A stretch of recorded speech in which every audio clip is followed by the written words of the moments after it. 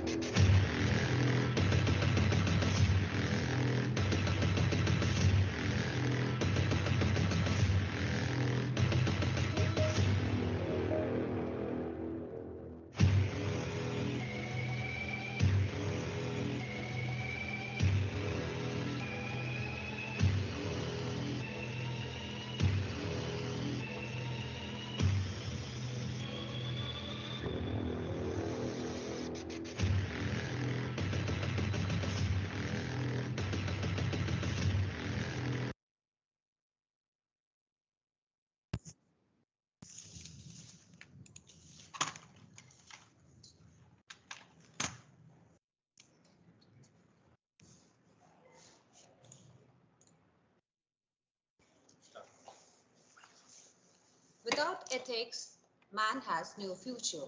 It is to say that mankind without them can't be itself ethics, determine choices and actions, and suggest difficult priorities. Good morning, respected judges, talented participants, the worthy teacher in charge, and all the lovely spectators. I, Manishi Manhas, take this opportunity on behalf of the Secretary of the event, Dr. Jyoti Badiyal, Principal APS Dhar Road, to welcome you all on this grand event that is Ethic Ball 2023. Ethic Ball is an activity that combines the excitement of a competitive tournament with a valuable educational expression to the high school students, created in 1993. In Illinois Institute of Technology, the Ethic Bowl has grown steadily over the years for the further development of the concept and to bestow the benefits of Ethics Bowl among the students of Northern Command APS. Mrs. Sunita Divedi, Regional President, Awwa Northern Command, took the initiative to become the torchbearer of Northern Command Inter APS's Ethic Ball 2023. I'm sure you all must be ripe with the anticipation already. So to start off, without taking much of your time, I would like to take this opportunity to apprise everyone that our judges are extremely talented and have vast experience in the domain of education. First, we have with us Mrs. Himangi Arora.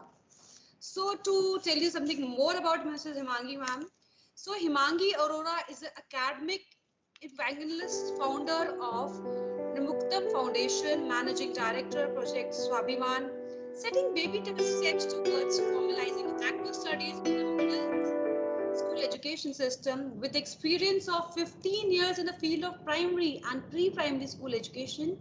She is working for the Women Empowerment Project under the banner of Project Swabhiman, so that the women middle class society can be financially independent and had all other women to be financially independent and emotionally unable to support themselves, their family, and husband, their community. Worked with profound school managements like Seth Anant Ram Jaipura, Vasanthali Public School, Children's Academy Ghaziabad. She is now the women-centric project with the leaders group of school as Director Communication and Training. She has received many awards. There's a long list. I'll be mentioning few. 2020 Women Leader Award Under 14, Women Excellence Award 2020, International Women Leader Award 2021, Most Promising Woman Leader Award 2021, COVID-19 Warrior Award 2021, Nari Shakti Award 2021, Best Woman Leader 2022, Global Leader Excellence Awards 2022. So Himangi Arora ma'am, we welcome you on the board. I would like to request you to boost the morale of the participants by sharing your valuable thoughts with them. So please ma'am, Mrs. Himangi Arora ma'am. Hi, very good morning, all. I feel really honored to be the part of this event, and I'm looking forward to the wonderful expressions coming in because for me, education is all about the expressions for the righteousness and courage, of course. And I'm sure APS students know the value of both. I'm looking forward to the event. Sorry to interrupt, Himangi ma'am. Ma'am, your camera is off, so it's a request. Kindly switch it on. Yeah, it is. It is. I am stuck in certain situation. I'll be opening my Okay, window okay. No in few issues, ma'am. We minutes. can understand. Thank you. Okay. Thank you so much. All the best, kids. All the best. I'm looking forward.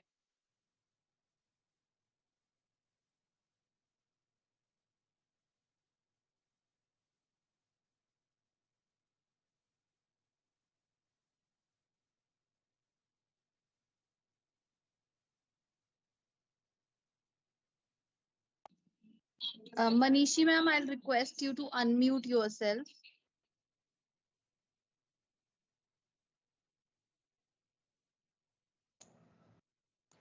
Okay. Yes, thank you, ma'am. Next, we have with us Mrs. Mishta Basu, ma'am. So, moving towards her profile, Sumishta Basu is presently a principal of Asha Army School, Lucknow. Moving towards her educational qualification, BSc Honors Chemistry, She is BSc Technical in Chemical. She's MA Psychology, many other degrees like Bachelor's in Education, not many to mention. So, and now moving towards her social work and academics, she is a principal of school for children with disability for past 7 years, promoting the vocational art and craft of the children with disability for past 6 years. She's also counseling parents of different able children. She's a resource person for inclusive education for regular schools, APSs and apps also. So moving towards her professional achievements, she has got the achievement of Chief of Army Staff Commendation 2020. Students of Asha School under his guidance declared the best athlete of in 2020, principal of best school in disability sector Uttar Pradesh, in Awwa Excellence Award in 2015, 2012 and 2009. She is also nominated as HT Woman of the Year in 2018. So welcome you on board, ma'am. So I request Mrs. Sumishta Basu, ma'am, participants will be definitely be encouraged to perform better if you enlighten them with your valuable thoughts. Please, ma'am, I request you to address them. Mrs. Sumishta Basu. Good morning, everyone. I feel truly privileged to be a part of this August gathering, and I'd like to take this opportunity to congratulate the entire team of the Northern Command Ethics Bowl.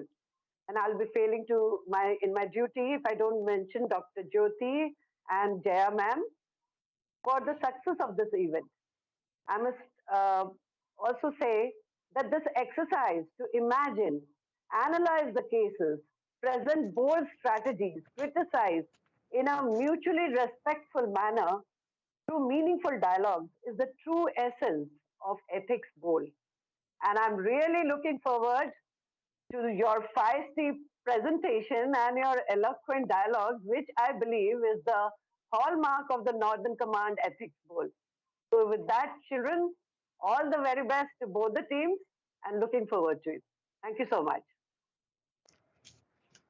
Thank you, ma'am. Next, we have with us Mrs. Kanchan Mittal. Talking about Mrs. Kanchan, ma'am. Mrs. Kanchan Mittal, who is a changing the landscape of childcare industry, is a chartered accountant with more than 25 years of progressive experience in management, accounting, and assurance services. She is a co-founder of IPSA, a leading preschool and daycare brand with centers all over India. The women are the driving force and a heart of her entrepreneurship initiative. Ms. Kanchan had paid minute attention to social problems like working women leaving their career aspirations behind to cater their childcare and decide to build APSA to solve their problems at large and contribute to the society. It is her vision to help working women and empower them to dream big without compromising on their career or giving up their joy of motherhood. Mrs. Mittal's organization thrives at the values of children come first, dignity in all action, integrity, excellence, and innovation. By virtue of her multidisciplinary knowledge, she is a strong advocate of business with social consciousness. We welcome you, ma'am. I would request you to address our today's participants to boost up their energy level. Mrs. Kanchan Mittal, ma'am, please. Yeah. Hello. Hello and good morning, children. When the camera was on you, I was very delighted, really delighted to see a very enthusiastic team of children. Sorry to interrupt you, ma'am.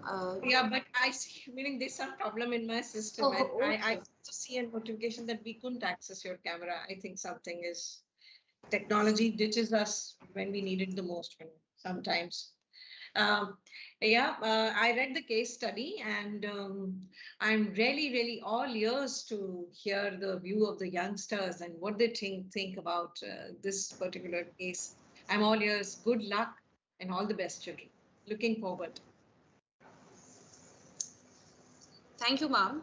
As you all are aware that the matches are going to take place between the two teams, Army Public School Srinagar and Army Public School Kanpur.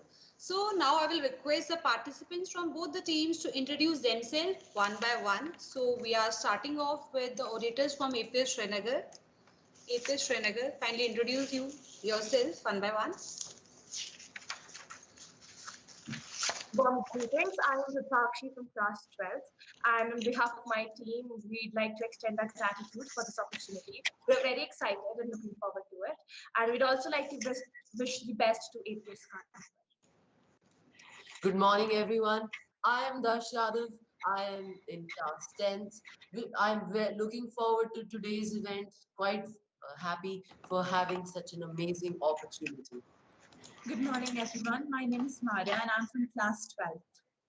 Greetings, everyone. My name is Malik Mulaika, and I'm from class 12. Good morning, everyone. I'm Krishna Manawa from class 10. Good morning, everyone. I'm Usman Khalid from class 12. Thank you. Thank you. So all the best, APS Srinagar. Next, we have the orators from APS Kanpur. APS Kanpur, you are requested to address or introduce yourself to everyone one by one. A very good morning to one and all present here. My name is Asher, and I'm looking very forward to for today's match. Thank you so much, and I'm one of the speakers of Team APS Kanpur. Very good morning, everyone. I am Anirudh of class 10, and it's an honor to be here.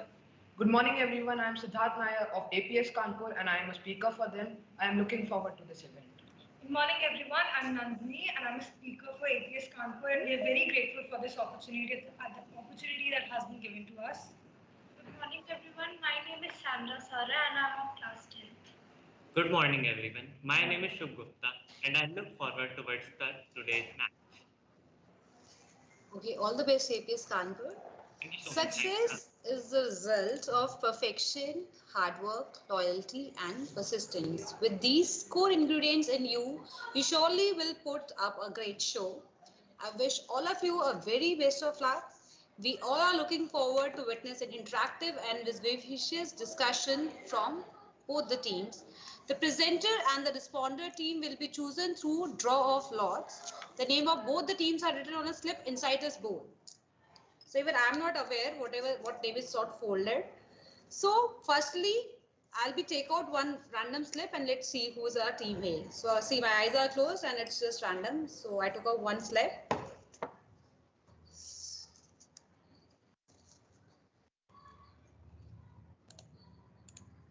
So our first team is Army Public School, Srinagar.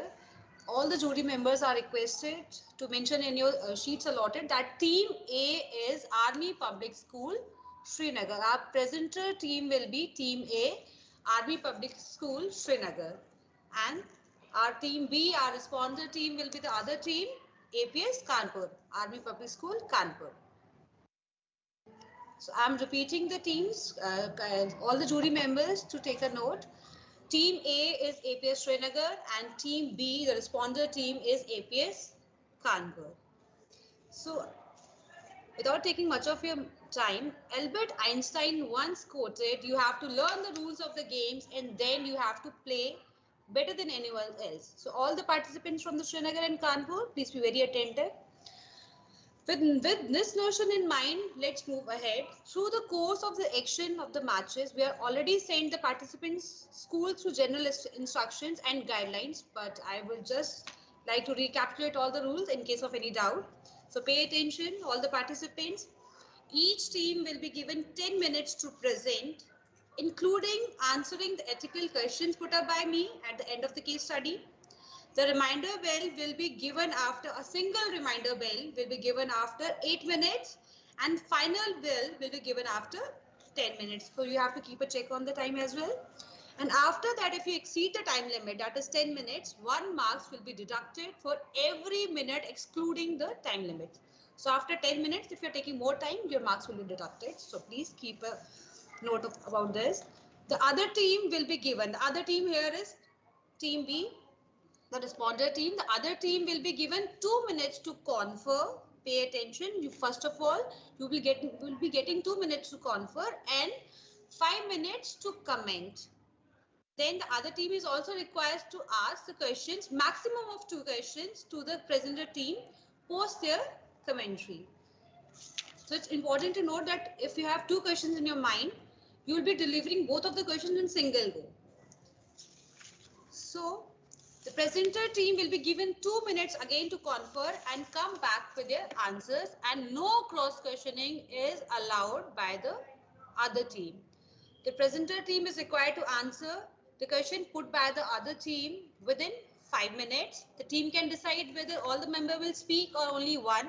The choice is yours. You can decide unanimously. And reminder bell will be given after 5 minutes. So you will be getting 5 minutes to give your answer. So after this, the judges will be asking you questions. Each judge will be asking you question. They are allowed to cross question. So judges has this liability to cross question you, and to cross question only the presenter team. The presenter team will be getting 2 minutes after the question of the judges. You will be getting 2 minutes to confer. Take your time, and later you can come back with your answer. So there will be, after this, there will be 15 minutes break before the next team presents its case. Once the next team starts, the same format will be followed. At last, we will be closing the event by finally announcing the score of both the teams and declaring the winner.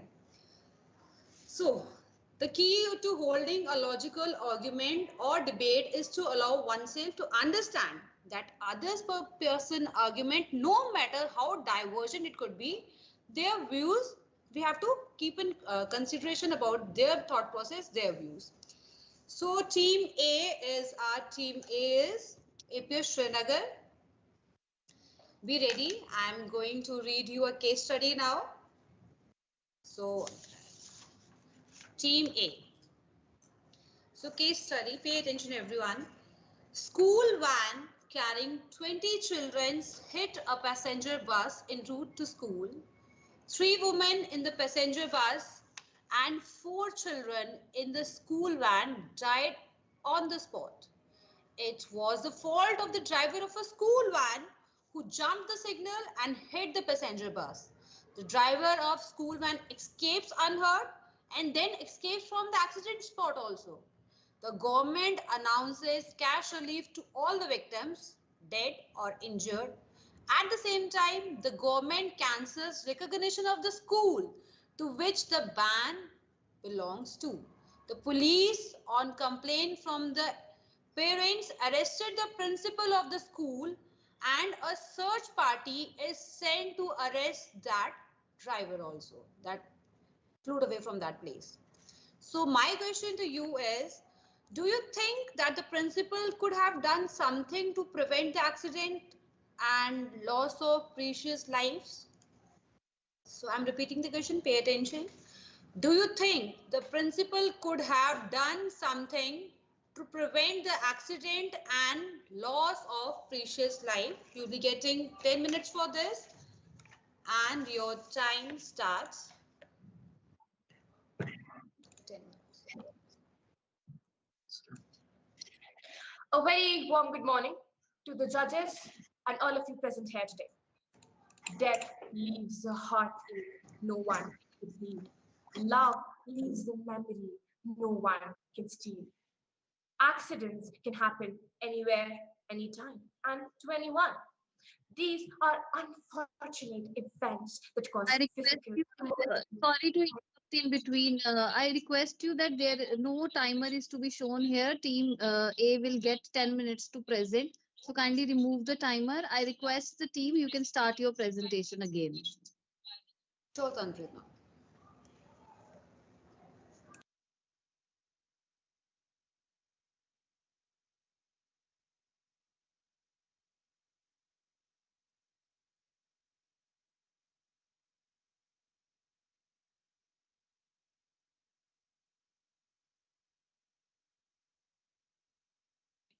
I again request the host school to kindly remove the timer. And again, the presentation of team A can start. Yes, team A, you can start. A very warm good morning to the judges, dear delegates, and all of you present here today. Death leaves a heartache no one can heal. Love leaves a memory no one can steal. Accidents can happen anywhere, anytime, and to anyone. They are unfortunate events that can cause physical, emotional, and financial damage. Its consequences mostly result to death and always to the devastation of hearts, as we see here in this case. The loss of life is agonizing and should not be acceptable. The death of the 4 children and 3 women has a profound traumatic impact on their entire family. Thus, is definitely not an issue to be calmed upon. However, it is very important for the administration to ensure that the right decision is made and that the person directly or indirectly responsible is given an equitable punishment. This case study asks me to simply wear the judge's hat and assess the course of action of the government. There already is a solution, but not an ethical one. It tends to the grief, but not the grave. Here, the government providing compensation to the family is absolutely correct. The ethical element now is whether the degree of punishment given to the school and the principal is appropriate. No doubt, the principal had employed the driver and should be held accountable.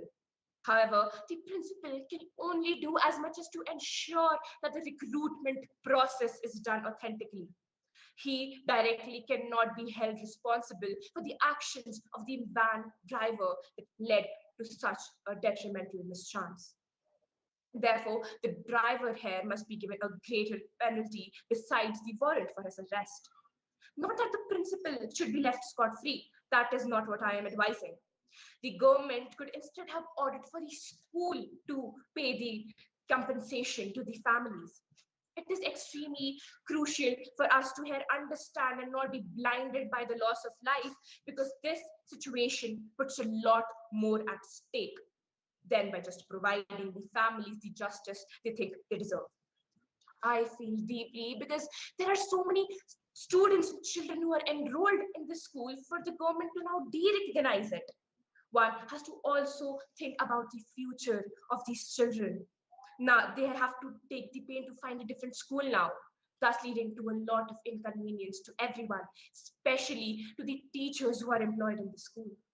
Now Mara would walk you through the core dilemma and the stakeholders involved. Thank you, Rudrakshi.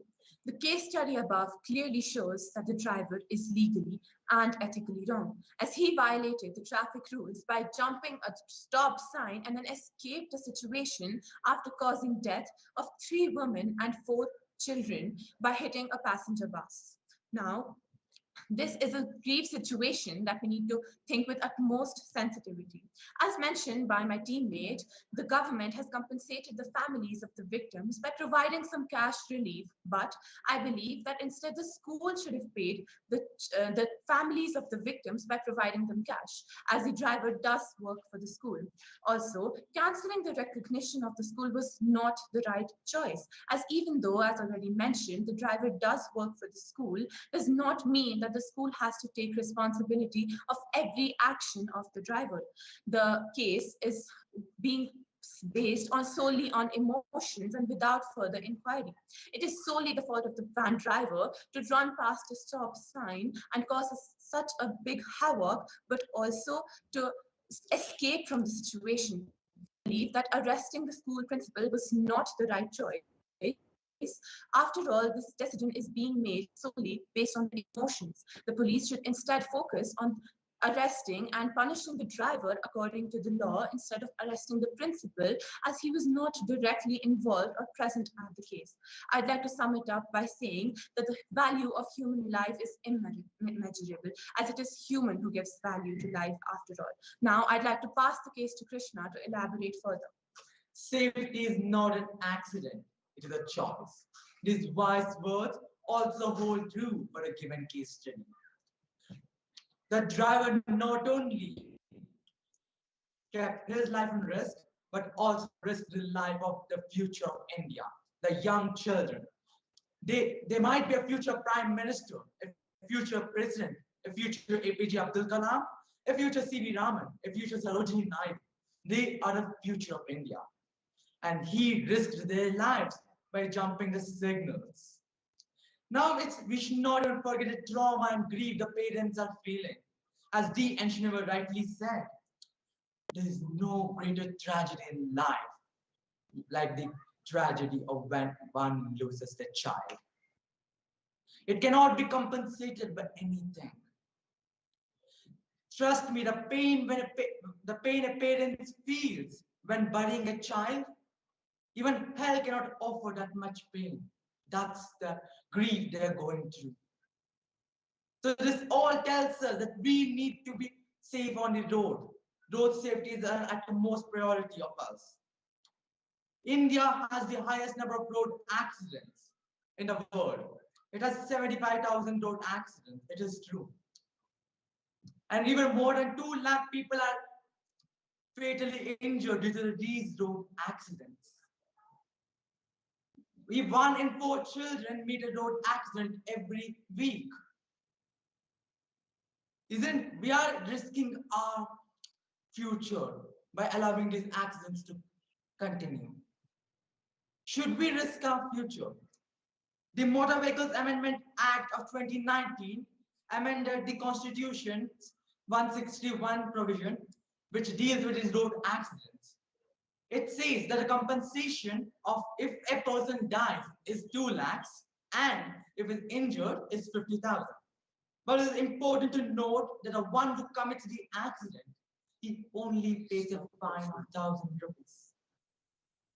So I would like to end my stance with one quote. Never fly, never drive faster than your guardian angel can fly. So Dosh, why don't you answer the questions posed by the case study? Thank you, Krishna. Good morning to everyone. Today, I will be answering the questions asked to us by the case study. We all know a car crash happens in a split second, but the effects of a car crash can last a lifetime. So, what could the principal have done to avoid such a catastrophe, such a disaster, with children and 3 women lost their lives? Well, as we all know, nothing in this world is absolutely perfect. There is always a scope for improvement. There is always room for getting better. There is always room for harnessing the power of our mistakes and learning from them. So, the principal could have done the following things to avoid such a mistake. The school management should have assigned teachers to sit in the bus on a proper rotational basis, especially so with smaller children to handle the ruckus of a bus. The school management should have paid attention to the parents' pressure, who pressurize the co-driver and driver to drive according to their whims and fancies and according to their needs, completely neglecting other children. On the other hand, a proper schedule with addresses of the school staff, the teachers, and the children should have been made up and devised so that the commuting time is short to avoid fatigue to the drivers. A proper background check of the drivers while recruiting them is must. Such a simple step can avoid most of such accidents. A proper seating arrangement is the most important when it comes to the present moment in the bus. A well seated child is much more safer than a child jumping and standing in a bus who is much more vulnerable. On the other hand, was the government's action to cancel the license of the school correct? No, a school and education is not an industry or a factory which we can stop just because of a small flaw. Why should the hundreds and thousands of children pay witness and pay the cost of the immeasurable and the irrelevant act of the bus driver? Why should all these children face the consequences of the bus driver? Therefore, the fault of the driver cannot be put up to the children. Now, as on part of Team A, I would like to conclude here, drawing a conclusion from a very nice quote. The world won't get no better if we just let it be. It won't get better without getting having more steps to make it better. Only you and me can make it better. Thank you.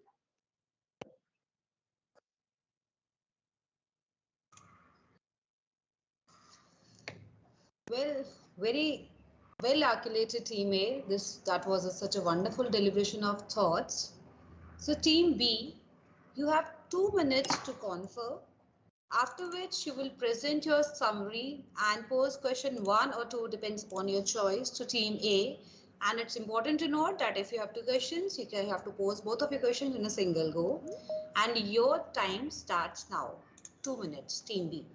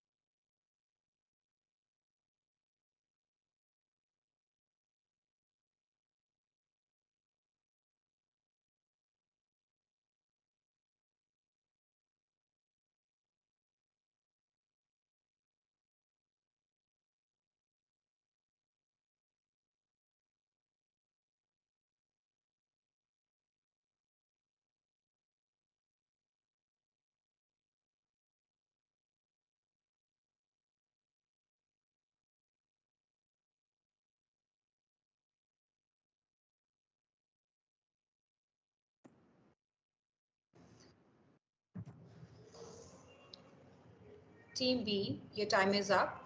Please be ready to present your comments and pose your questions to Team A. You will be given 5 minutes to do the same, and your time starts now. Team B. Thank you, Team A, for your wonderful presentation. We agree with your facts.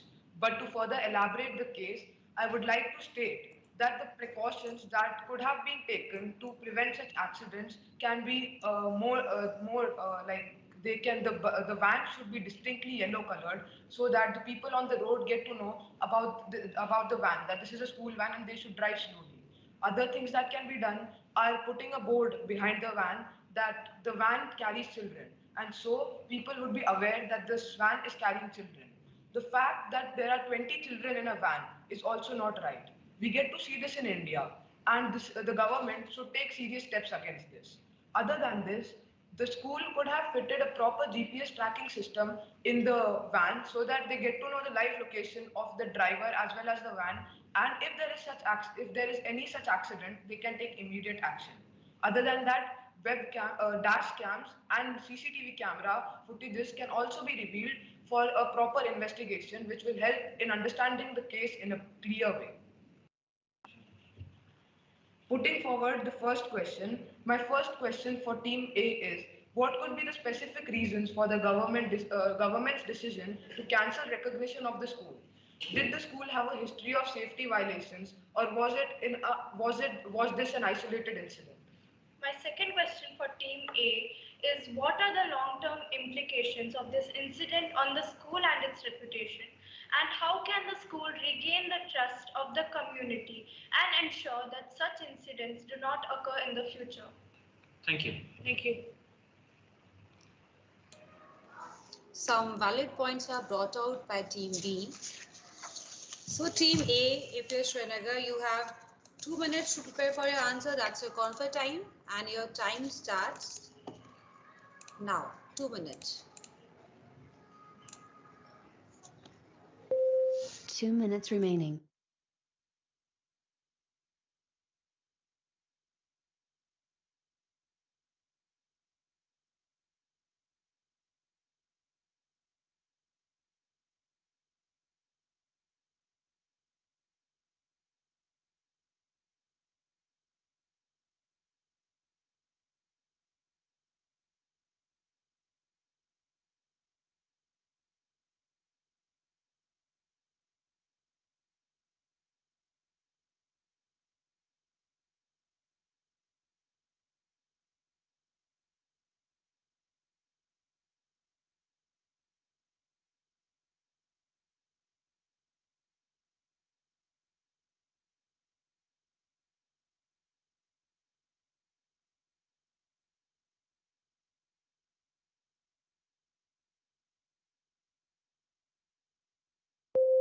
One minute remaining.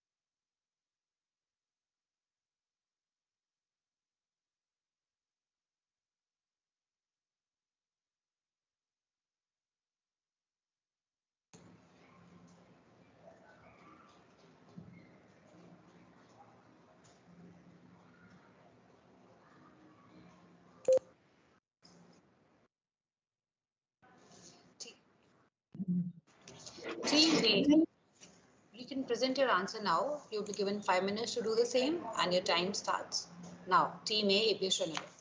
Thank you, delegates, for your invaluable opinions. You just asked why the school's recognition is cancelled. Well, we all know that the gift of life is the greatest gift to all the mankind by God. And it is completely understood that due to the situation, the aggrieved parents felt and went through a lot. They lost a child, which is by far the greatest loss a parent can have. Thus, the aggrieved parents are understood to make pressure on the government. Therefore, due to the immense pressure of the government, of the people on the government, made it to cancel the recognition of the school delegate. We also mentioned all throughout our commentary the same, that due to the aggrieved parents' loss and their dilemma in that situation, they pressurized the government, due to which the school's recognition was cancelled. As for the second question, which asks us about the long term goal of the school, delegate, we already mentioned it adequately during our commentary, but I would like to add some more to it. The van driver was responsible for the horrendous action that he did. For that, the police is searching him and he will be punished for his actions. But as for the school could not have done anything more in such a situation. How can every human has their own thought process? How can a simple GPS tracker in every school van or a note written on the back side of a van tell the driver to drive carefully? It is the action of the driver which cannot be influenced. Therefore, the school cannot be blamed for the action of the school driver. Therefore, on the long term role, the only thing which can be done is to prevent such actions in the future. As mentioned by me, proper recruitment of drivers will be the best option here. Thank you.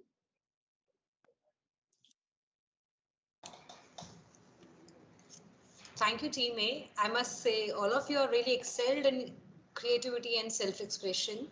So now it's a time for the judges' questions. So may I request our first judge, Mrs. Himangi Arora ma'am, to pose her question to Team A. Himangi Arora ma'am. Wonderful explanation, kids.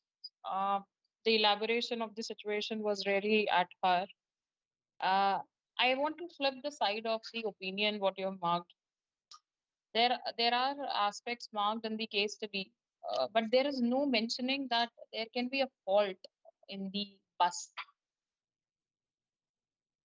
So, what do you say? That is there any safety measure that we can check that the school should have, where the bus might be in a situation or maybe in a condition that the brakes failed or something happened? So, any process that you can suggest on this side of the opinion? Because a lot many times it happens that amazing drivers, amazing pilots come to a situation where the bus or the aircraft or anything crash, and obviously the first thought is that the person was not appropriately taking the measures required. But it might be a situation, there can be a situation inside the bus that he wanted to save those kids. Can this be a side of the situation? Can that be given a thought? Take a call on this and let me know what is your opinion about it, and also what can be the appropriate measures taken by the school to avoid certain kind of this in favor of this particular situation. What can be done by the school? Thank you, ma'am, for such a thought-provoking question. Now, Team A, you'll be given 2 minutes as a confer time. Take your time, and we'll be getting back to you to know your answer about this. 2 minutes, Team A.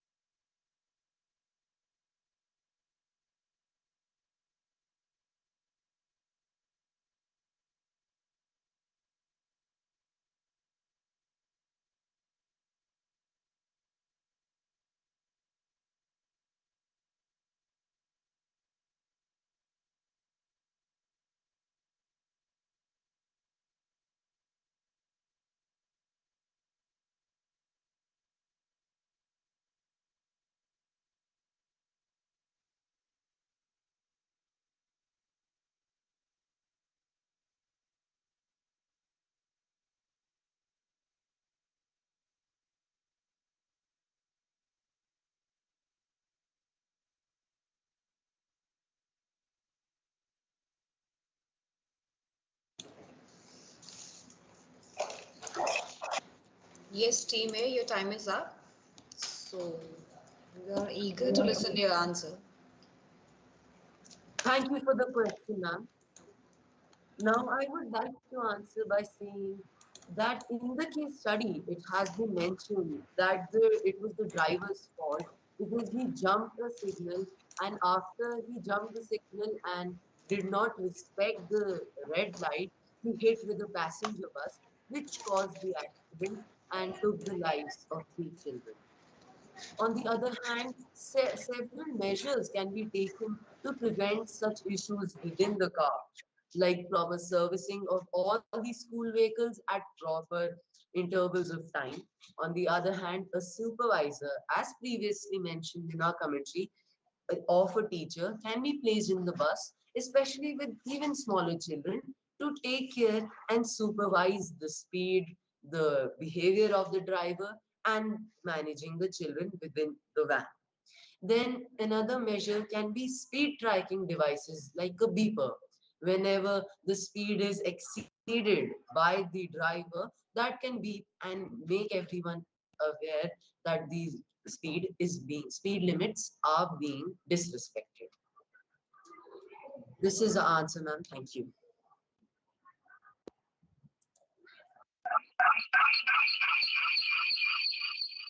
Thank you so much for the insight of the case study, dear. Still, I would look forward to another side that when you say there should be a beeper or something as a device to be placed in the bus, is the only stakeholder the school and the bus and the kids, not the parents? Because these are kids, 20 kids. How many times it happens at home that mother in the morning start keep shouting, you're getting late, you need to get ready. Unfortunately or fortunately, there has to be a timeline, you know.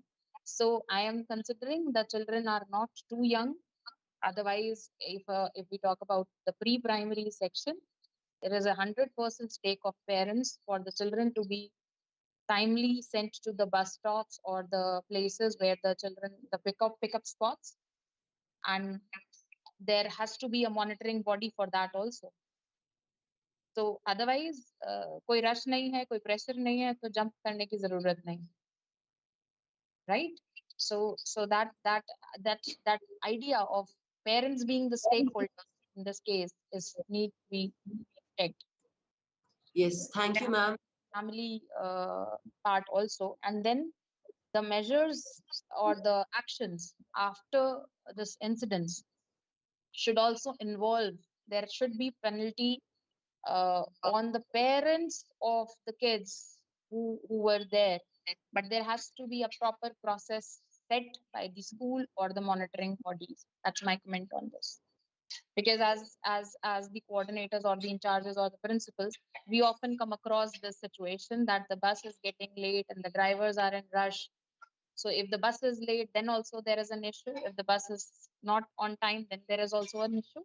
So parents need to take that, you know, uh, take of their, and they should take the responsibility of it. Thank you so much. Thank you, ma'am. My request our second judge, Mrs. Sumishta Basu, to ask a question to Team A, APS Srinagar.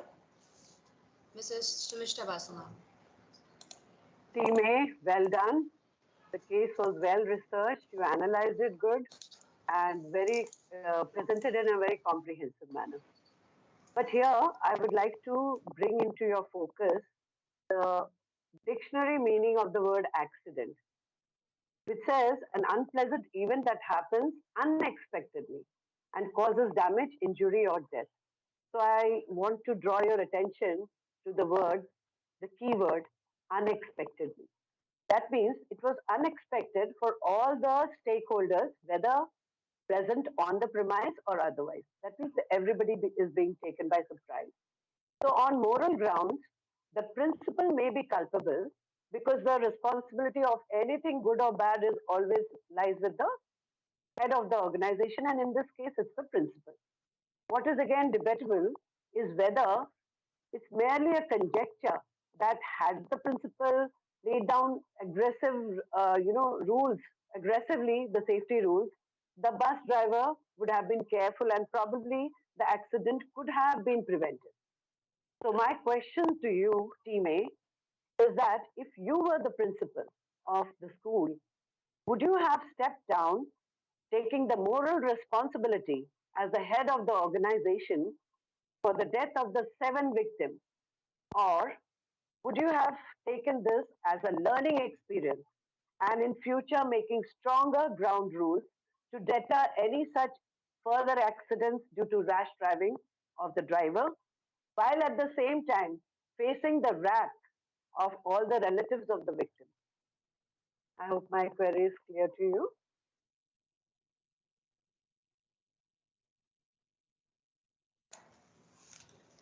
Thank you, ma'am, for such a thoughtful and a brainstorming question to them.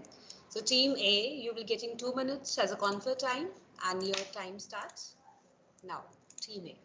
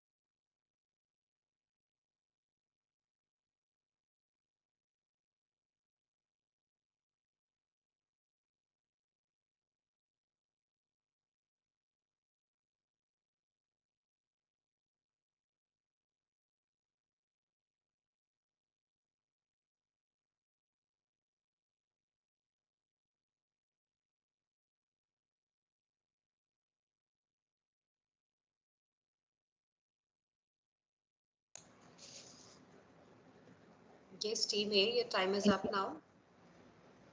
So, start with the answer. Thank you, ma'am.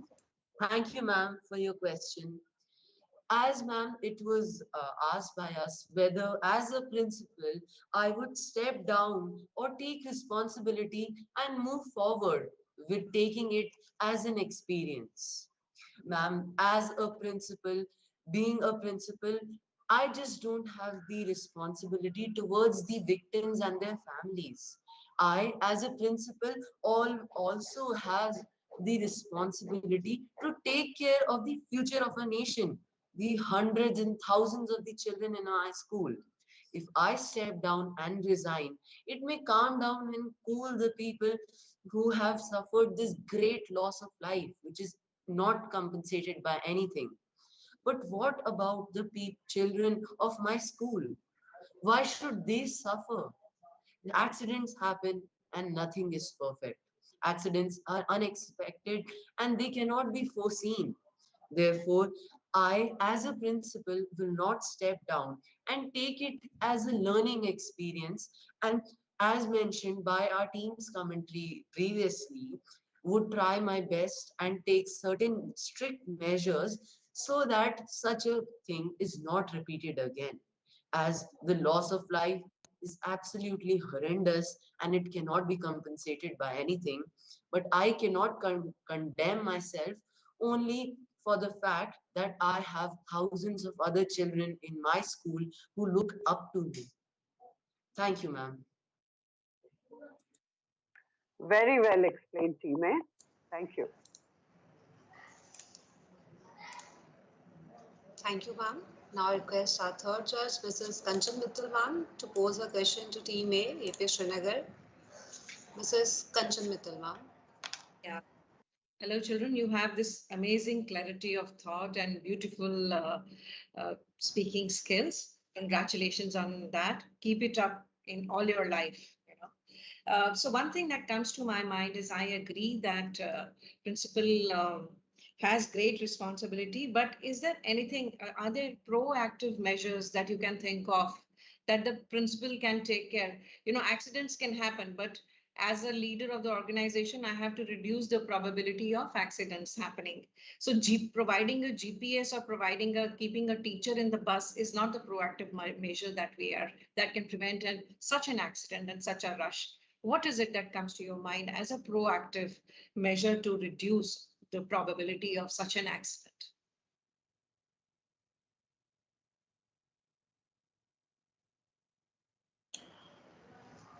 Thank you, ma'am, for such a thoughtful question. Team A, you'll be getting 2 minutes as a confer time, and your time starts now. 2 minutes, Team A.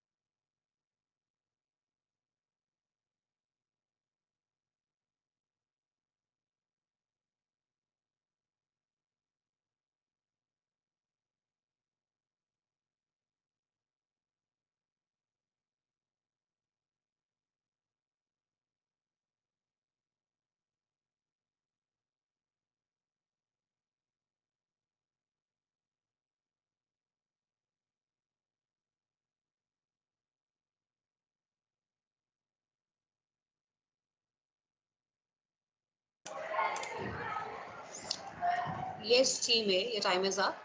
Be ready with your answers. It takes time. It takes time.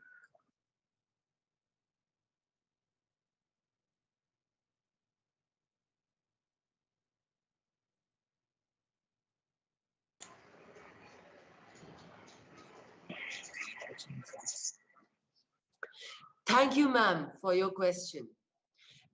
These are the following things that our team came up with to take certain proactive measures to avoid such a horrendous thing to happen in the future. First of all, recruitment. Recruitment of personnel is very crucial in such a matter. Recruitment and checking whether the drivers have a license, whether they have the legal knowledge about the repercussions of their actions. If they break a red light, if they get into some issue, or they become a part of an accident. Then we have programs. After the bus drivers and co-drivers are recruited, we should have programs within the school to raise awareness about the issue of road safety, because it is a very widespread issue, and a proper education and informed personnel can always avoid such a problem in the future. Then after that, we have deterrence.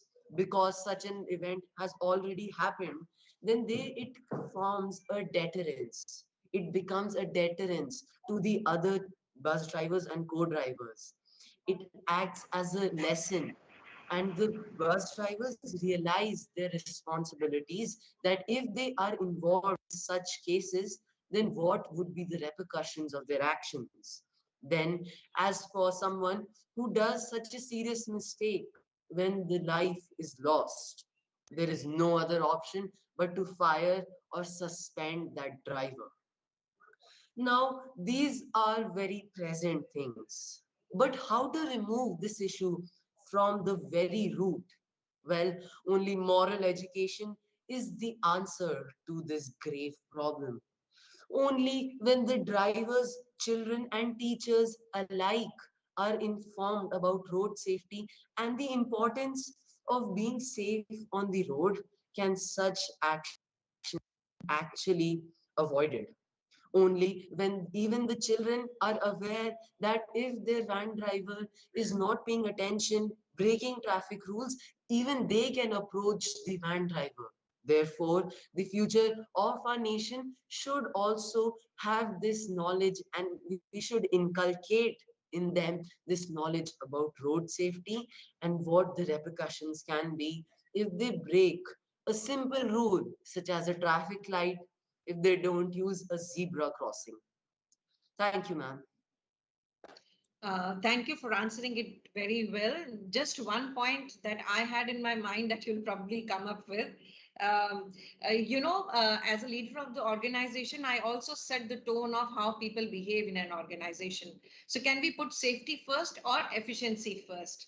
So, reaching the bus should reach a particular stop on time, but at the cost of what?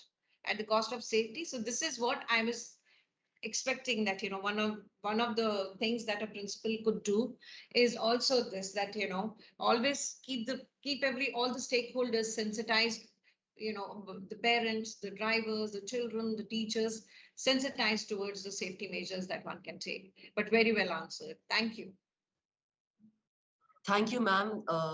Actually, we mentioned this point during our commentary that a proper schedule should be made up with all the addresses for addressing the issue that is mentioned.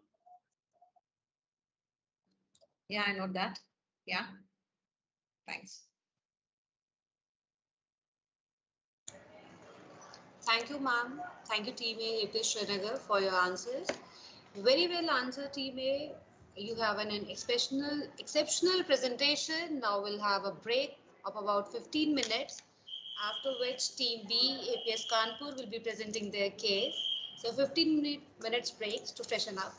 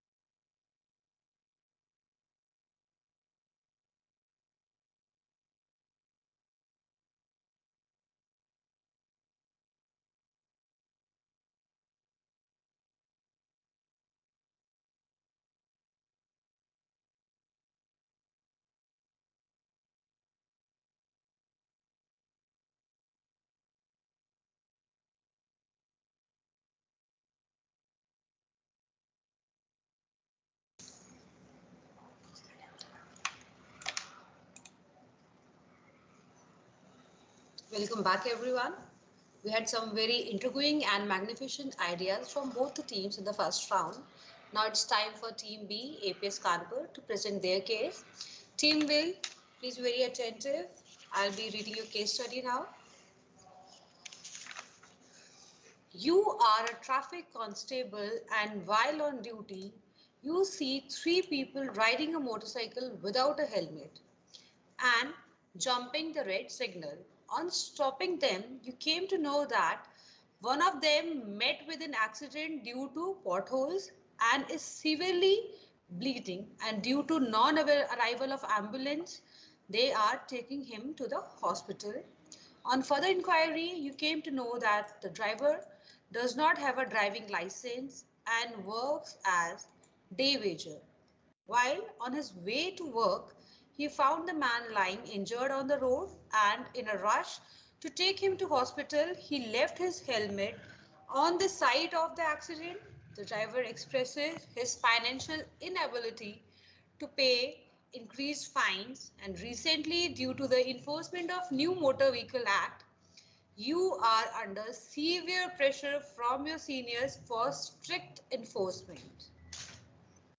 So my question to you is, what are the ethical issues involved and the options available to you in such a situation? I'm repeating my question. What are the ethical issues involved and the option available to you in such a situations? You'll be getting 10 minutes for this, and your time starts now. Telepathy with traffic police never works. Don't even try it. This is not a warning. It is a rule which must be followed by every person. A very good morning to the respected jury, the moderator, and my worthy opponents. Thank you for giving us the opportunity to present our views. Traffic police have been formed to safeguard the roads of the country and hence safeguard the people. We have been accustomed to see a man in white and blue uniform showing hand gestures and trying to coordinate the movement of the different vehicles. But the life of a traffic policeman doesn't revolve around this. It is also their duty to ensure that every person on the road follows the norms. Now, here comes the catch. Undertaking this task is not an easy job. It is like trying to find a needle from a haystack. We never know what the situation of the person is. Whatever he is doing, is it right? Is he following the norms? If not, is the excuse given by him valid? Such questions come knocking at the door of the traffic policeman every now and then. But they must be tackled since he has the responsibility to carry out such a massive task.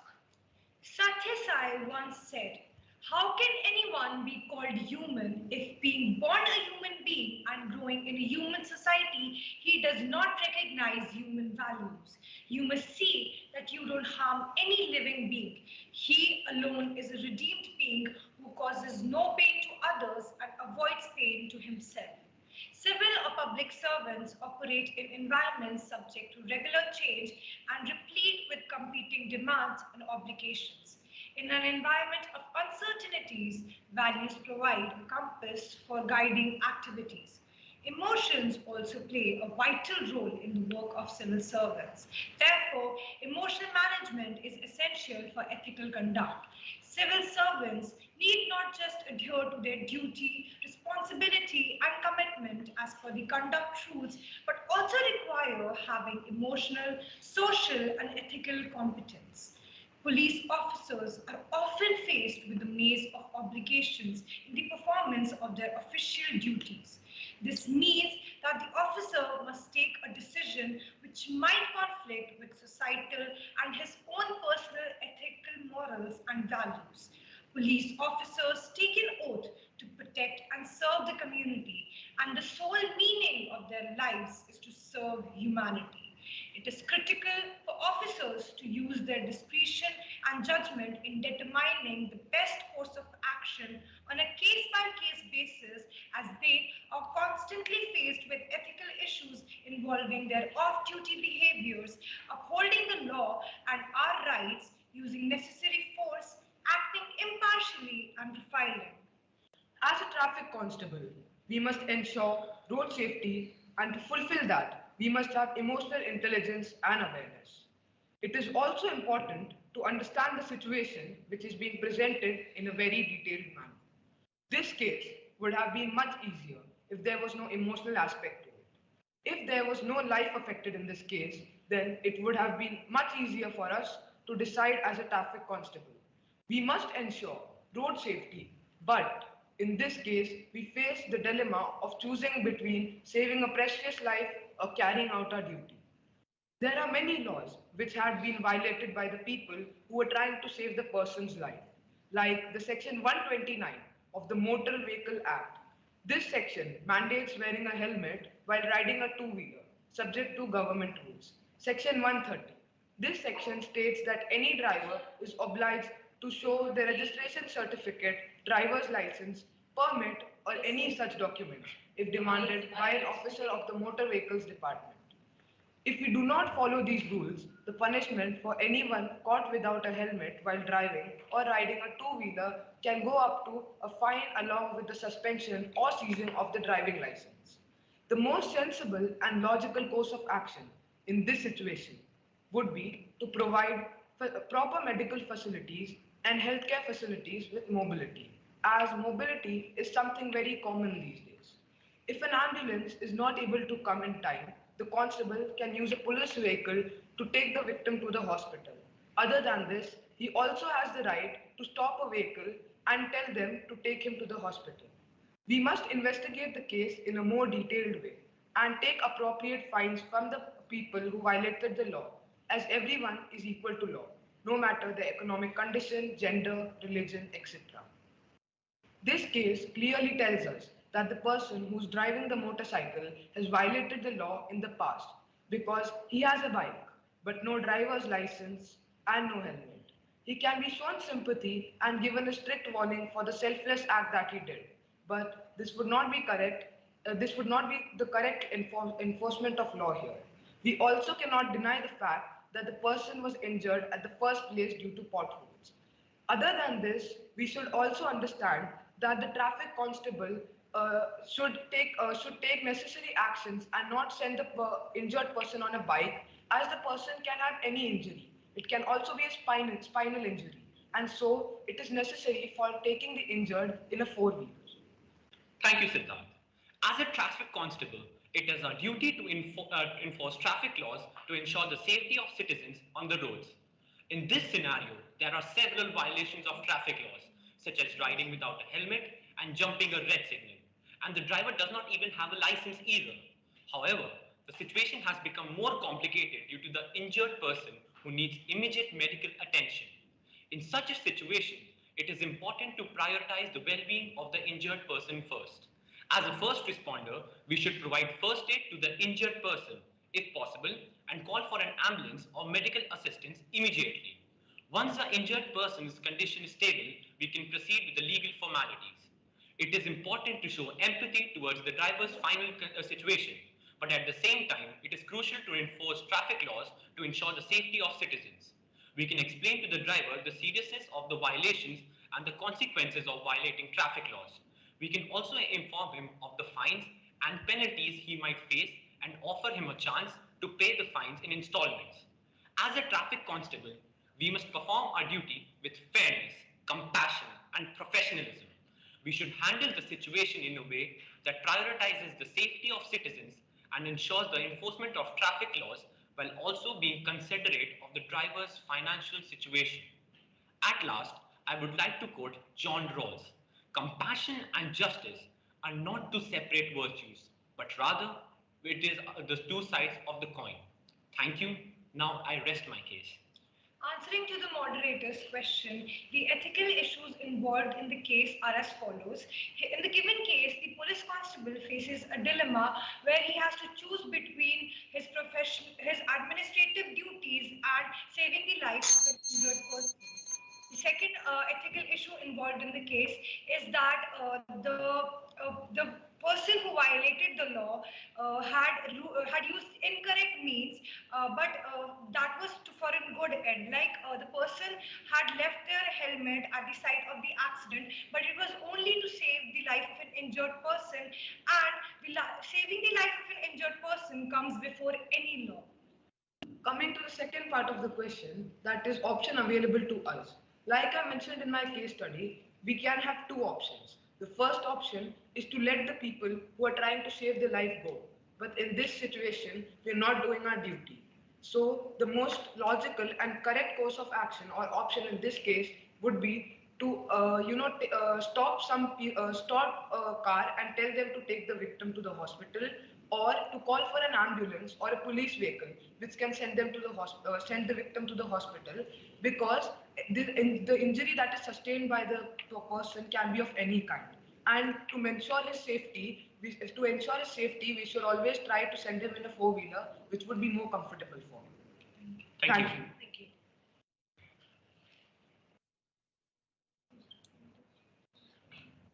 Great presenter, Team B. That was such a wonderful communication of thoughts and ideas. So Team A, APS Srinagar, you have 2 minutes to confer, and after that you will be presenting your summary and will pose question or two, depends upon your choice, to Team B. And your time starts now. Team A, APS Srinagar, 2 minutes.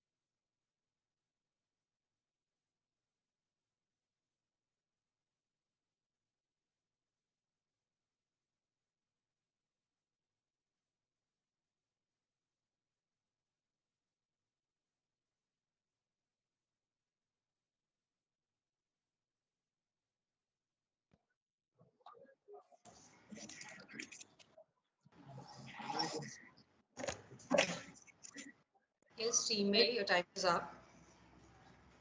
Thank you, Team B, for presenting your commentary on the case study. But I feel there were some aspects of the case study that were neglected. For example, the failure of the governance by not providing the timely medical help. It is the fault of the government for not providing the timely help for the injured people that compel those people to take these injured patients to the hospital in time. The state should ensure timely availability of medical help to victims to ensure social justice. An officer wears a uniform, and when they do so, they're sworn to uphold the law. They're public servants, and they should not be above the law. As you very well mentioned, Team B, that with uniform comes great responsibility and professional integrity.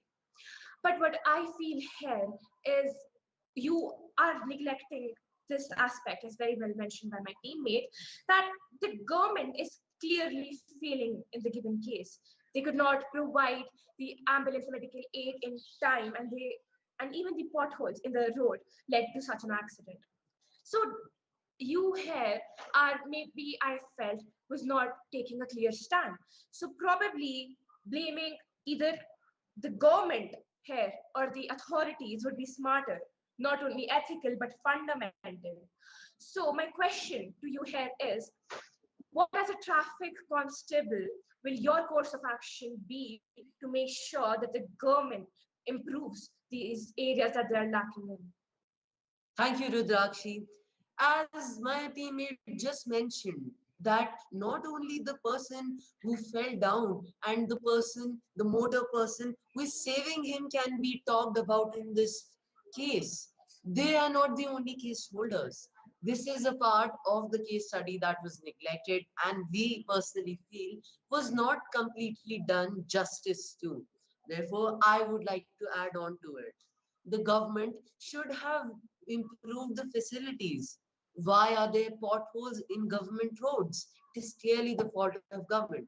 Therefore, rather than blaming other sources, other things like ambulances, we should first see that it is the government's fault for not providing the proper health care and clearing the potholes in the road.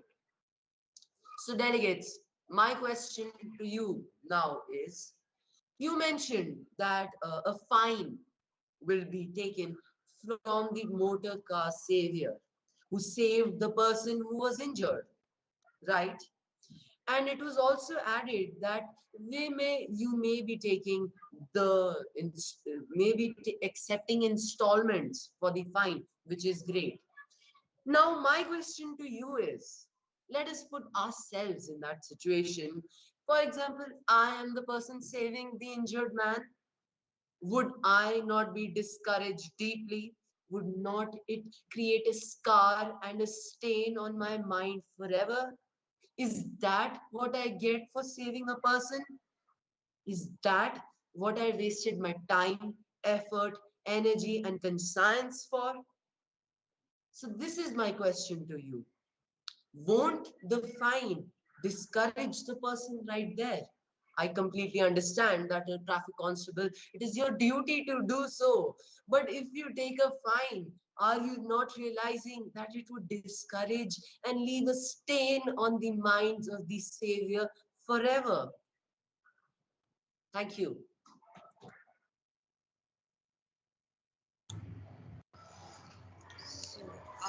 A nice and well expressed communication by Team A. Team B, APS Kanpur. You have 2 minutes to prepare for your answer. That's your confer time. And your time starts now. 2 minutes as a confer time. Team B, APS Kanpur.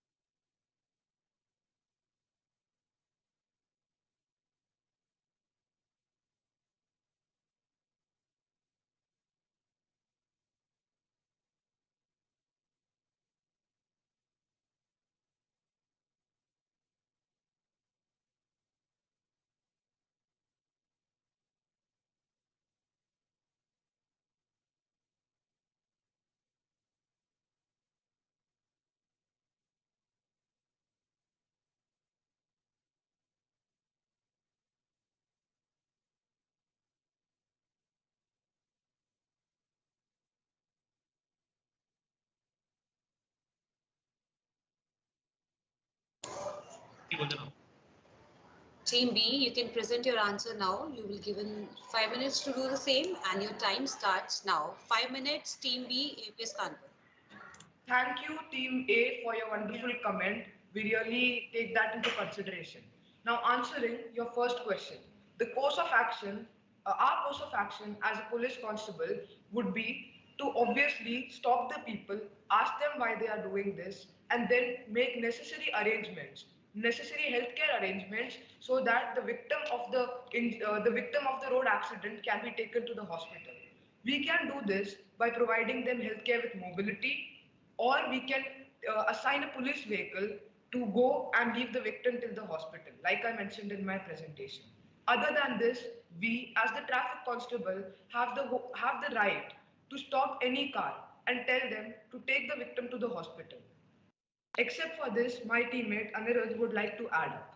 The main role of a traffic constable is at first safeguarding the roads, but the utmost priority is to safeguard the people from any such accidents.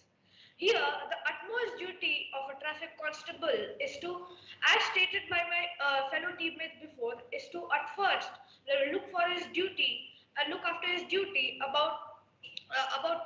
asking about the situation of the people, taking the necessary arrangements. But more than that, he has to look after the life of the people.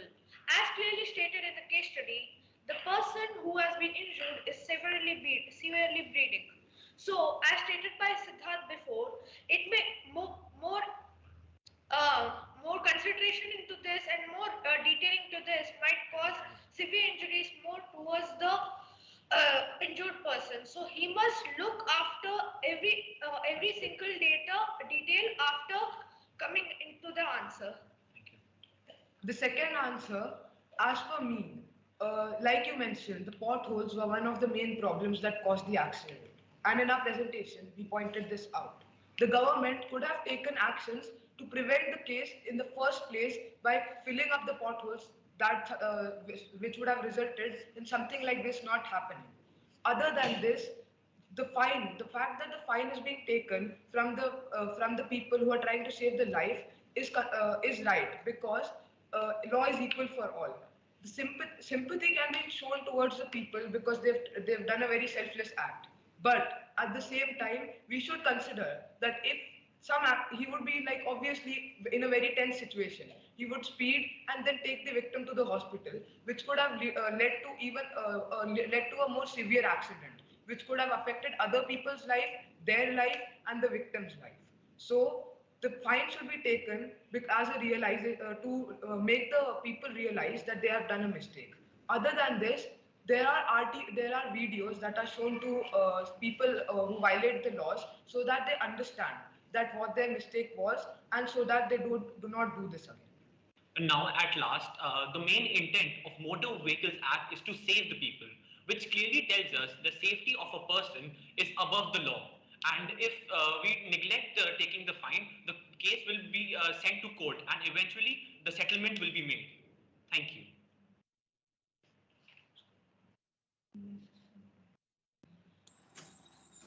Thank you, Team B. I must say both the teams have British speakers who aptly answers the questions. Now it's time for the judges session. May I request our first judge, Mrs. Himangi Arora ma'am, to pose a question to Team B. Mrs. Himangi Arora ma'am, please.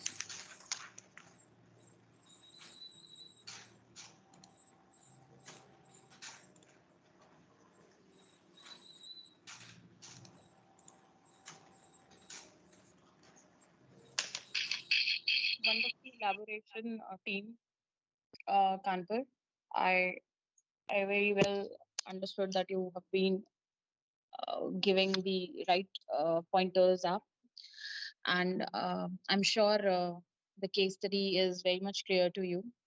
And there is a prominent dilemma of the human values as well as the rules.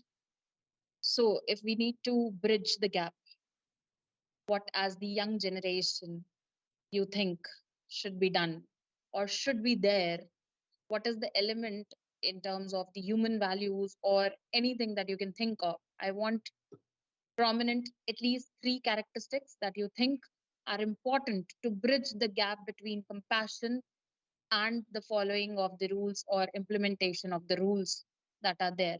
You can take any example, you can take any instance for your elaboration. Thank you, ma'am, My for your question is my question is clear. I would like to have a thumbs up if my question is clear. Good. Thank you, ma'am, for such a thought-provoking question. Team B, APS Kanpur, you'll be getting 2 minutes as a confer time, and later we'll be getting to know about your answer. 2 minutes, APS Kanpur.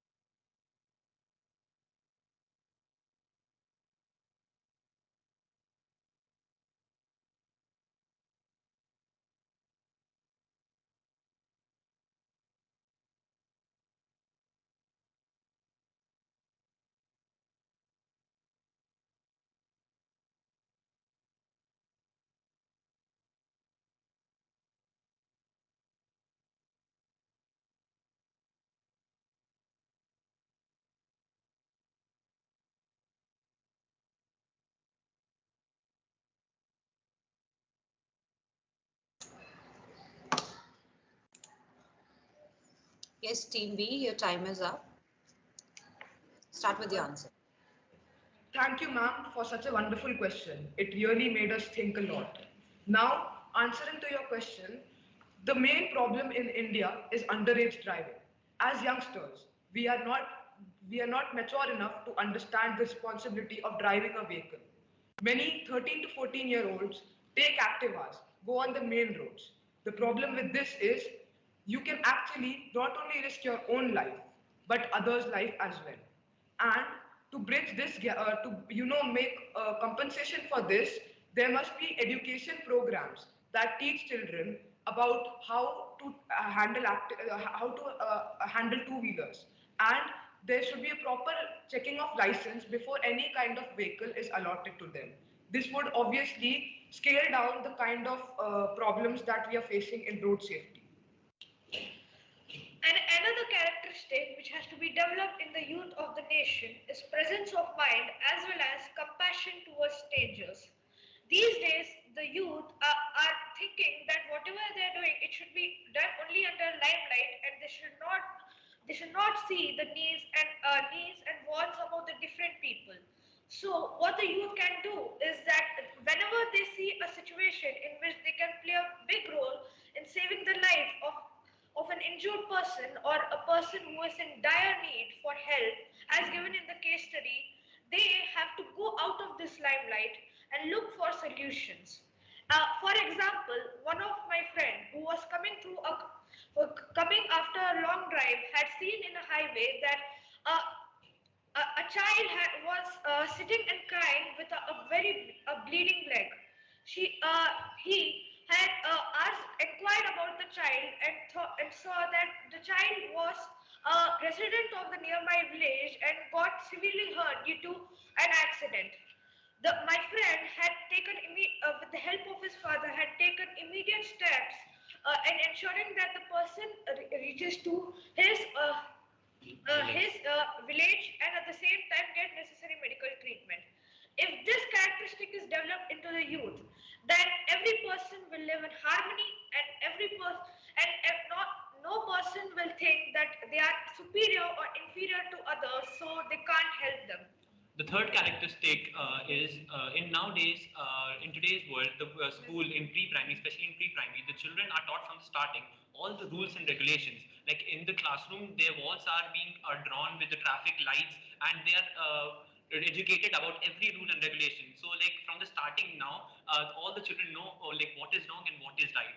And I also like the government to take into consideration that send a notice to the automobile industry. Like whenever a person buys a car, he has to show his license, his or her license, to buy the two-wheeler or the four-wheeler. Thank you, ma'am. Thank you. Thank you so much, team. So, for the sake of reconciliation, I got education, I got point as education, I got the point as compassion, and I got the point as the practical information to be specific. I would like to add a comment here. I would have, I was expecting rather that there will be a point marked for bridging any kind of gap here that we have been talking in this case study. There is a very prominent requirement of process setting. So, for example, if the helmet is a mandate, then there should be a process that the helmet should be kept attached to the two-wheeler, so that in the need of a rush hour, you are not searching for the helmet. Okay, then there has to be a proper utilization of the technology. So you very well mentioned in your commentary that the legalities can be taken care later. So if there is a proper utilization of the technology, the challan, the vehicle challan can be sent to the person, and the guidelines and the repercussions can be marked later, rather than on the spot discussing about whatever is happening. Right. So there are two things that are very much required: the process setting and the discipline. So if you have learned how to ride the two wheeler, you must be in this in the stature of discipline to wear the helmet, to do what is right, to be on the right side. So it should be mechanical to you, not that you have to think about it while, because these regulations are there and can only be implemented if it becomes the part of your self discipline, rather than people pointing it out and marking penalties. Okay, so thank you so much. Thank you, ma'am. May I request our second judge, Mrs. Shrimishta Vasu, ma'am, to ask a question to Team B, APS Kanpur. Mrs. Shrimishta Vasu, ma'am. So, Team B, well done again. And you have a very good understanding of the case at hand. So, here we are talking about ethical dilemmas, right? And ethical dilemmas always present you a choice between two courses of action, either of which would entail transgressing a moral principle. So, there are no obvious solutions, which would comply with all ethical norms. So, I'm proposing to you again a hypothetical situation where you were in a vehicle behind the scooter of the daily wager. When you saw the daily wager stop to pick up the person hurt in the accident and was trying to take him to the hospital. Since you were in a hurry, you did not offer to help, but you also saw another thing, that is, the daily wager was not wearing a helmet throughout the whole process. That means he was not truthful when he was saying to the constable that he had left the helmet at the accident, the site of the accident. Now, my question to you is, would you stop and share the information with the constable about the truth of the situation, that he was really trying to help a person hurt in the accident, though he was lying about leaving the helmet at the accident site? Or would you choose to keep quiet and let the constable do his duty, or let the, as they say, law take its own course of action, because you think that being, uh, a, daily wager and owner of the scooter, might have been traveling every day to this place of work without a helmet and a driving license, and would be a potential threat to others' lives. So, does the risk of lawlessness outweigh the benefits of the good end, or is it vice versa? Thank you, ma'am, for such a thoughtful question. DPS Kanpur, you'll be getting 2 minutes as a confer time, and after 2 minutes, you'll be getting back to your answer. 2 minutes, APS Kanpur, and your time starts now.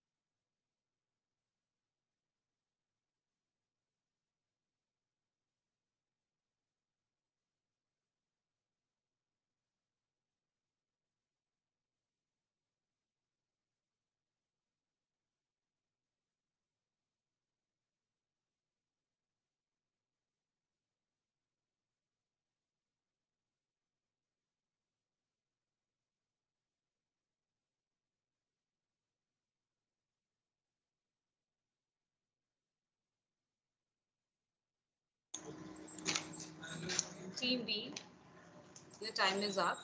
So, start with the answer. Thank you, ma'am. That was a very intriguing question. Now, coming to the answer. We, from a very young age, have been taught to be the right citizen for the nation. Almost most of the times, truth is the most right option, and so we should always try to express truth. We have been taught honesty is the best policy, and so if I was the person who was behind, who witnessed the whole accident, I would go to the traffic constable, tell him about the whole situation, explain to him that he tried to do this for saving a life, but the fact that he's not been practicing safety on road safety is not the correct thing. And so I would try to convince the traffic constable to make him realize his fault, and obviously a challan should be charged on the person who's done this so that he realizes his mistake.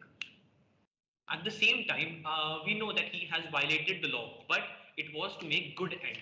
He was violating the law by not wearing helmet, not having a driver's license, but he was adhering to the Article 21 of the Constitution, which clearly states that the right to live is every person's first priority. To save a person's life is the first priority. Thank you, ma'am.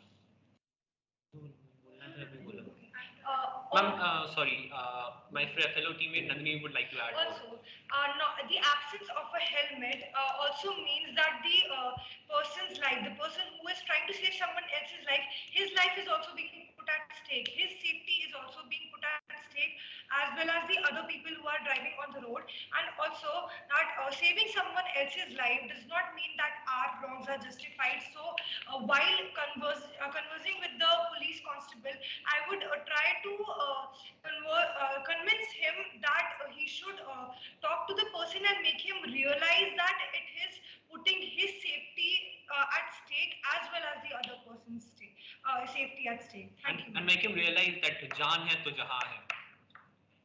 Thank you. So, very well explained, APS Kanpur. And I'm really proud to see the emotional quotient of today's youth. Though we are using the words moral and ethical interchangeably nowadays, but I felt that you excel in both. So, thank you.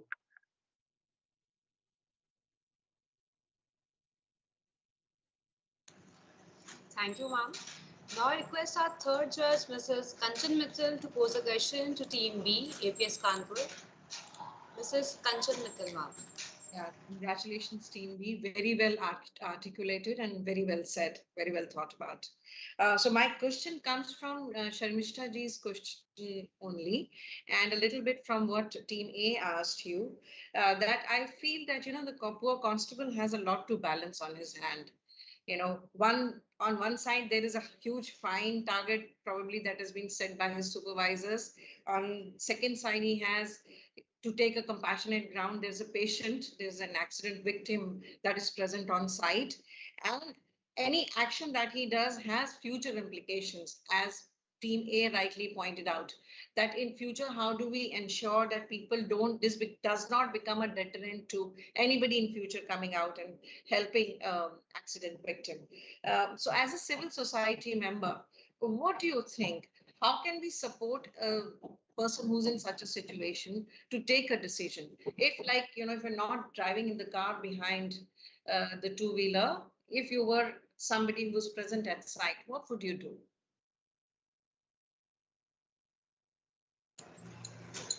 Thank you, ma'am, for your question. Team B, APS Kanpur, you'll be getting 2 minutes as a comfort time. So take your time. And after 2 minutes, we'll be getting back for your answer. 2 minutes, APS Kanpur, and your time starts now.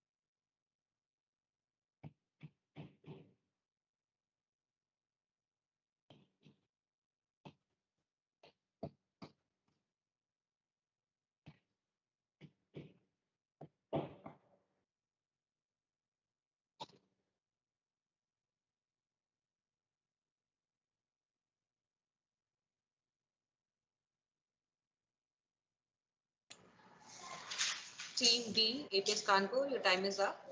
So get ready with the answers. Thank you, ma'am, for your mind-boggling question. It really took every ounce of our minds to think about it. Now, answering the question, to give a relief to the traffic constable in this case, if I was the person who was witnessing this accident, and if I personally have a a driving license, then I would personally arrange for a alternative, or I would personally take him to the hospital if if I had time. This would help the constable in not taking a fine against the poor person, and the poor person's life or the daily wage worker's life would also not be at stake. As I have stated in my presentation before, the traffic policeman's life doesn't revolve around this. He has to tackle many questions, such as the one stated in your question, to ensure that his duty has been promised to the utmost. But that is how the life of a traffic police is. If he doesn't take such important decisions and prioritize every ethical and moral aspect of the situation, then he might risk a person's life, or risk a mindset which has been developed in the social in between the society. Now, based on the fine, we as a person can tell as a social worker can advise the traffic police practice traffic policeman to prioritize the fine, as he must look upon the financial condition of the labor laborer, as he might not be able to fulfill the finish to complete the fine due to his immoral financial conditions.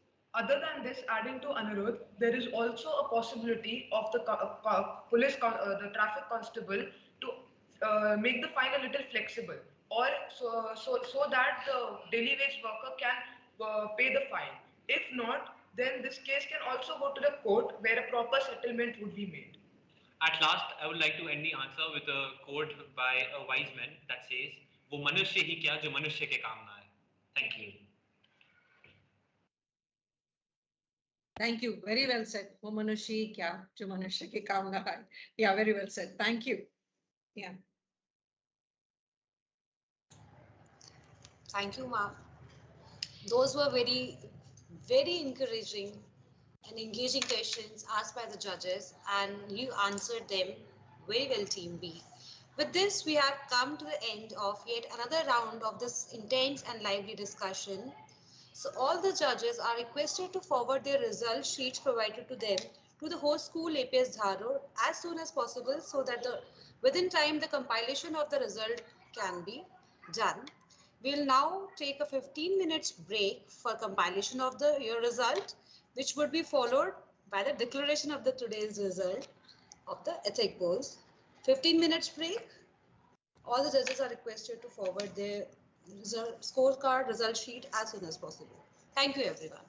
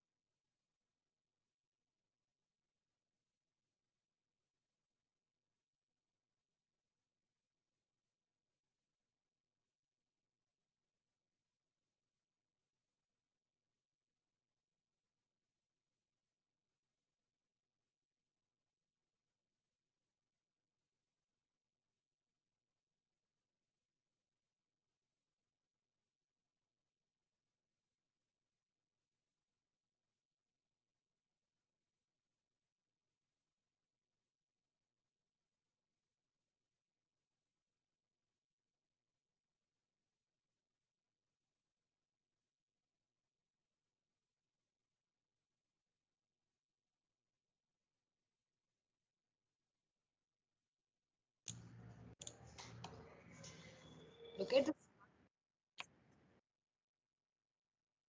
inconvenience regretted as the compilation of the result is still in progress, so it will be taking some more time. So the moment the result is compiled, we'll letting you know. Few more minutes.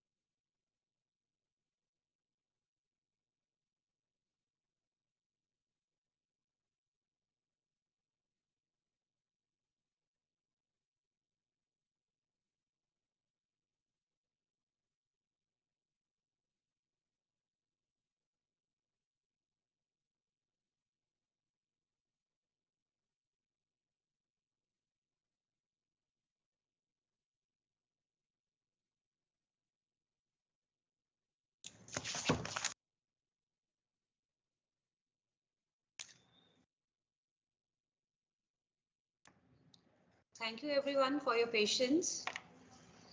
So we are ready with our results, and this is to bring to your notice that the Secretary of the event, Dr. Jyoti Padiyal ma'am, APS Principal APS Dharod, is here with us, and she'll be shortly announcing the results of today's Ethic Ball.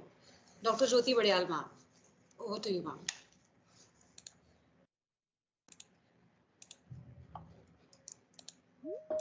Thanks, Manishi.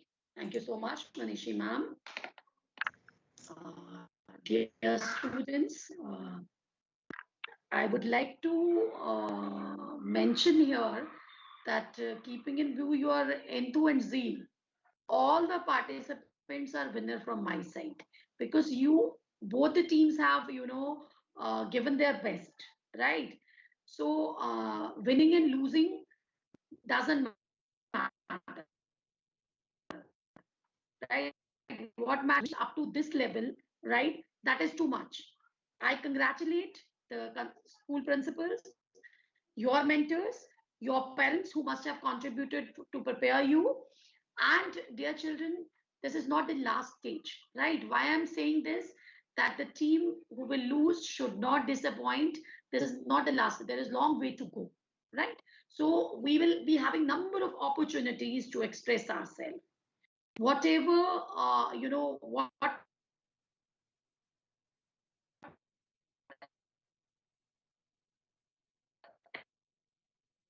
happy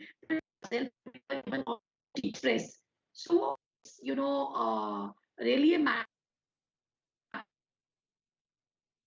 of you all are I can say the future. You are our future leaders. So both the teams have participated with a complete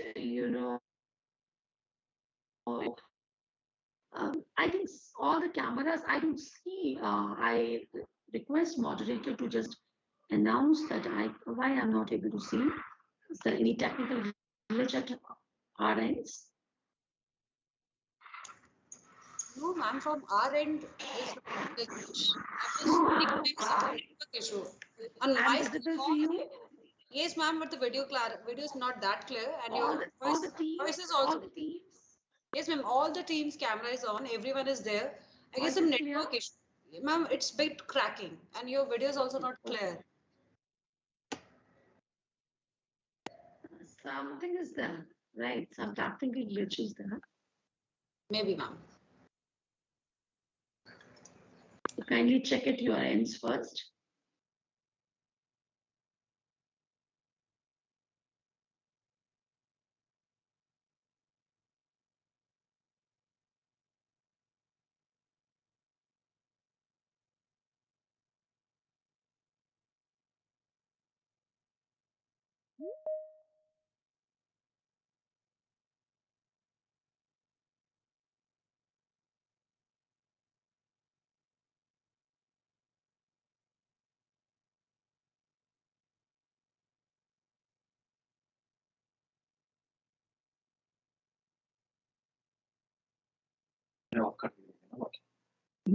So I think now everything is visible. Audibility is okay. I'm audible to everyone. So, okay. So, Now dear you're children, okay, thank you, Manishi. So, dear students, you all have worked very hard. Your mentors have worked hard. So, not to lose heart, there's a fractional, I mean, there is a, it is always, when you are, participating in any of the event, one team has to lose and the other one has to win, right? So, not to lose heart. So, before announcing the winner of the match, I would like to all of you to promise me that it's not the last day of our this thing, right? You will get so many opportunities and so many platforms to express yourself. But I would like to give you a big round of applause as you all have, done wonderfully. You have expressed yourself, right? So, and I would like to pay gratitude to the honorable judges also of today's event for sparing valuable time and shaping the future of our children. So all the students have must have poured something in their bags. Such an informative and I can say the eye-opening session was there. As far as children are concerned or parents are concerned, it's for everyone, right? So we have learned a lot from the honorable judges. Even students, they always make us learn. I, as a principal, always consider them as now I'll be having this challenge from this. So always, every day is a learning for each one of us. So we must take calls with a great heart and with a smiling face, right? So I think this is the right time to announce the winner of the match of today's winner. So APS Kanpur is winner of today's match with 160.5 points. So big round of applause for APS Kanpur, right? So APS Srinagar is having 156 point. APS Srinagar is having 156 point. Looking at your points, it shows that you both of you have expressed very well, right? But for sure, as one team has to lose and other one has to win. So that is not the thing. The way you have participated, you all are, have done a wonderful job. You all have learned. We have learned from you so many things. So all the very best, reaching all the best to the Kanpur, APS Kanpur for reaching for the semi-finals. So greetings to each one of you. Thank you so much. Jai. From our side, I'd like to thank ma'am for announcing the score and inspiring us with your words. I would like to thank the judges for asking such wonderful questions and giving us valuable comments and information. And at most, I would like to thank the opponent team who gave us a very good fight. And I'm sure that the actions which they did, they are equally as good as we are at that, and I hope that we might surely meet again soon. Thank you.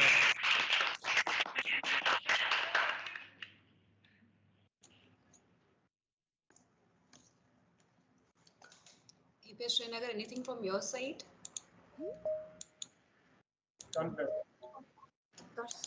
We'd like to thank everyone for giving us such a good opportunity and congratulations.